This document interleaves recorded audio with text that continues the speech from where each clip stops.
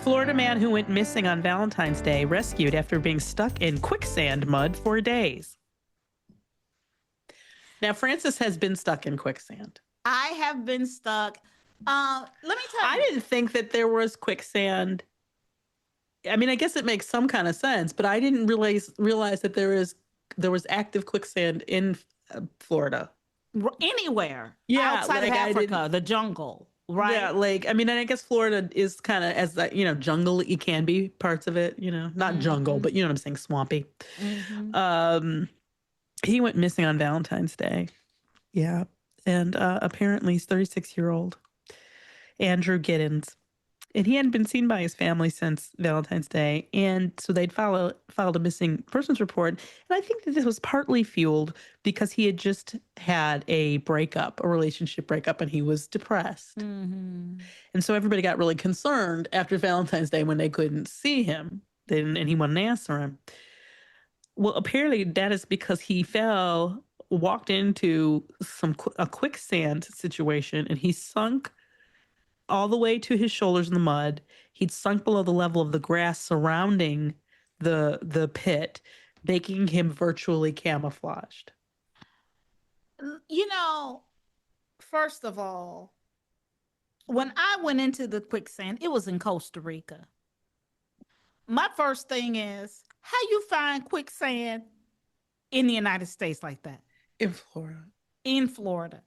I don't know. I mean, I'm not aware of how quicksand operate, how it starts. Here's the thing. Angela, we were in Costa Rica, and we were walking up this arduous mountain. It's so stupid. This is a reality show we were on, which we've taught. If you've listened to this before, we were on this reality show that was a huge mistake.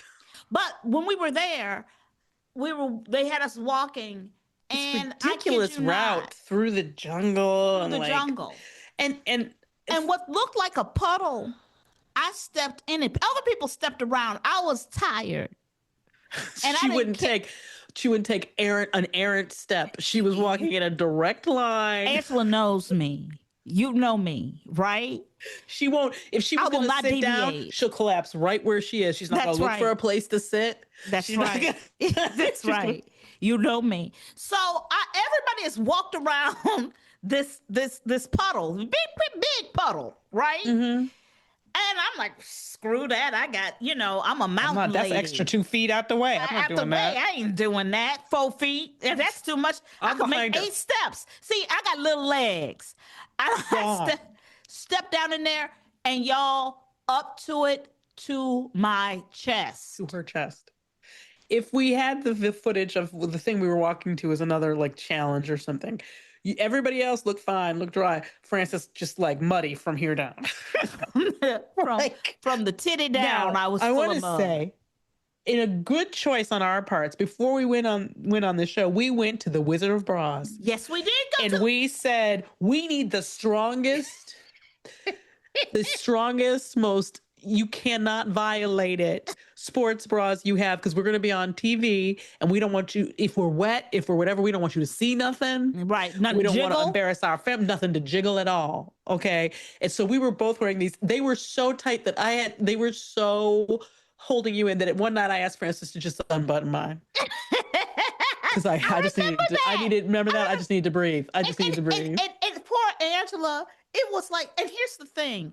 It's the jungle, right? So nothing ever dries. Nothing dries. So everything is wet rotting on your body. And I just needed it off for a second, but it was really hard to get off. So I see we called them the jungle ninjas, but they were Blackwater or something.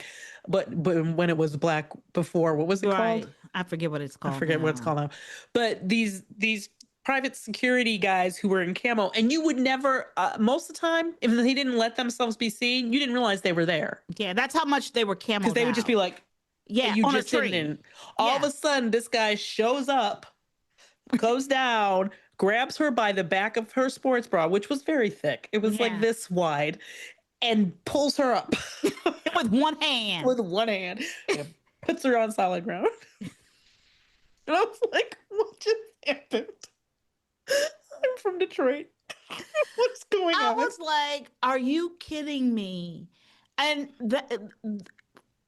You don't know how You don't fast know. quicksand is. It's fast. It's fast. It's quick. It's in the name. It's quick. Because It's I in feel the like when title. we've seen quicksand in movies and stuff, the people are Kinda kind of like slowly. slowly. No, and it's they're not kinda- like no, that. it's not like that. It's And like you can die because you suffocate, and you really can't And- get your arms out or anything. There's nothing to hold No, on to. you It's can't like- move.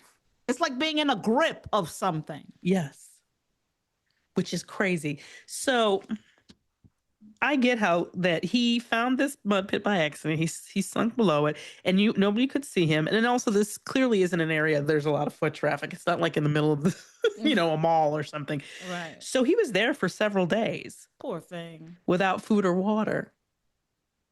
And I guess what it sounds like, they don't really say it this way, but where he was, I guess it's the property belongs to some company named Vulcan Materials Company. Mm. You Now, know what? This that- seems like corporate espionage I'm just gone wrong, but my girlfriend left Vulcan me Materials. kind of way. There's something about this that hits me.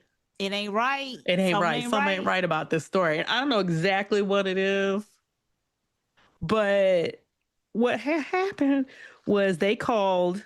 Also, it sounds like they didn't even try to get him out. They just called the police. Yeah. Yeah. I mean, maybe like throw a brother a rope. Like, I mean. No, we gotta wait. You know why? I mean, what did Shirley go outside and go, I've been hearing somebody screaming for like 2 days and it's just driving me crazy.